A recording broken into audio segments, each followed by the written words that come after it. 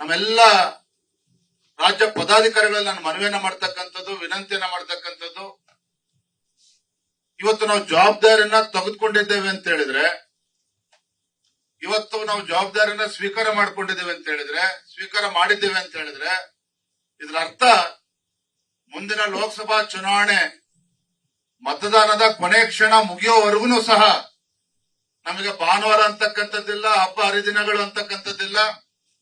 ಕುಟುಂಬ ಎಲ್ಲವನ್ನೂ ಕೂಡ ಬದಿಗಿಟ್ಟು ನಮ್ಮ ಗುರಿ ಮುಂದಿನ ಲೋಕಸಭಾ ಚುನಾವಣೆ.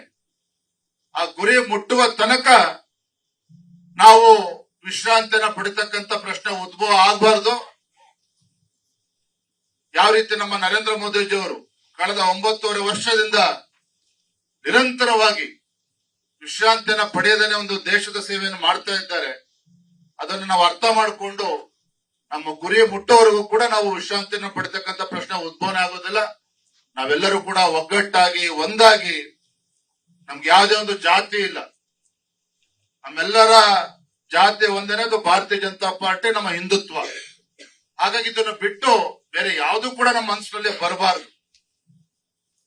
ಯಾವ ರೀತಿ ನಮ್ಮ ಹಿರಿಯ ಮುಖಂಡಗಳಿಗೆ ಗೌರವನ ಕೊಡ್ತೀವೋ, ನಮ್ಮ ಕಾರ್ಯಕರ್ತರು ಕೂಡ ಅದೇ ಗೌರವನ ಕೊಡೋದ್ರ ಮುಖೇನ ಪಕ್ಷಕ್ಕೆ ಬಲಪಡಿಸತಕ್ಕಂಥ ಕೆಲಸ, ಪಕ್ಷಕ್ಕೆ ಶಕ್ತಿಯನ್ನು ತುಂಬತಕ್ಕಂಥ ಕೆಲಸ, ಸಂಘಟನೆಗೆ ಶಕ್ತಿಯನ್ನು ತುಂಬತಕ್ಕಂಥ ಕೆಲಸ, ರಾಜ್ಯದಲ್ಲಿ ಮತ್ತೊಮ್ಮೆ ಭಾರತೀಯ ಜನತಾ ಪಾರ್ಟಿಯನ್ನ ಒಂದು ಭದ್ರ ಬುನಾದಿಯನ್ನ ಹಾಕೋದಕ್ಕೆ ನಾವೆಲ್ಲರೂ ಕೂಡ ಒಂದು ಸಂಕಲ್ಪನ ತೊಡಬೇಕಾಗಿದೆ ಅನ್ನೋ ಮಾತನ್ನ ಸಂದರ್ಭದಲ್ಲಿ ಹೇಳ್ತಾ, ನಾವೆಲ್ಲರೂ ಕೂಡ ಒಟ್ಟಾಗಿ ಒಂದಾಗಿ ಒಂದು ತಂಡವಾಗಿ, ಟೀಮ್ ಸ್ಪಿರಿಟ್ ಅಂತ ಹೇಳ್ತಾರೆ, ತಂಡವಾಗಿ ನಾವೆಲ್ಲರೂ ಕೂಡ ಸಂಘಟನೆಗೆ ಶಕ್ತಿ ತುಂಬತಕ್ಕಂಥ ಕೆಲಸ ಮಾಡೋಣ ಅಂತ ಹೇಳ್ತಾ ತಮ್ಮೆಲ್ಲರೂ ಕೂಡ ವಂದಿಸಿ ನಾನು ಇವತ್ತು ಸಂದರ್ಭ ನನ್ನ ಮಾತನ್ನು ಮುಗಿಸ್ತೇನೆ.